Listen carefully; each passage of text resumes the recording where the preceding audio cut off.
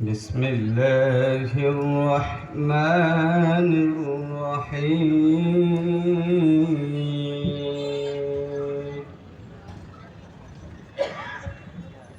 إن الله يأمركم أن تؤدوا الأمانات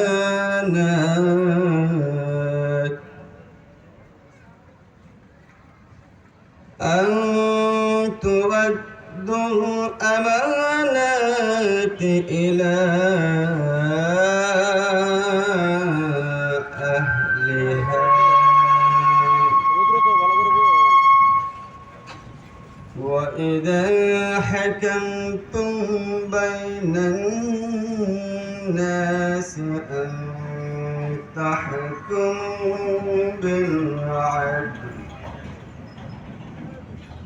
إن الله نعم ما يعظكم به إن الله كان سميعا بصيرا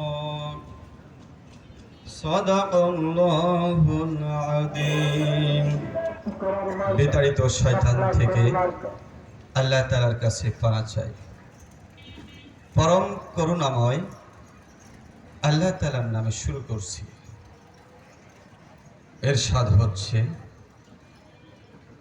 আল্লাহ সুবহানাহু ওয়া তাআলা বলেন, নিশ্চয়ই আল্লাহ তোমাদেরকে আদেশ করছেন তোমাদের আমানত তার অধিকারীকে অর্পণ করো, অর্থাৎ তোমার ভোট নামক আমানতকে যোগ্য প্রার্থীকে দান করো এবং যখন তোমরা লোকদের মধ্যে বিচার মীমাংসা করো তখন ন্যায় বিচার করো। অবশ্যই আল্লাহ তোমাদেরকে উত্তম উপদেশ দান করেছেন। নিশ্চয় আল্লাহ তাআলা শ্রবণকারী ও পরিদর্শক। আল্লাহ যা বলেছেন সত্য বলেছেন। ধন্যবাদ।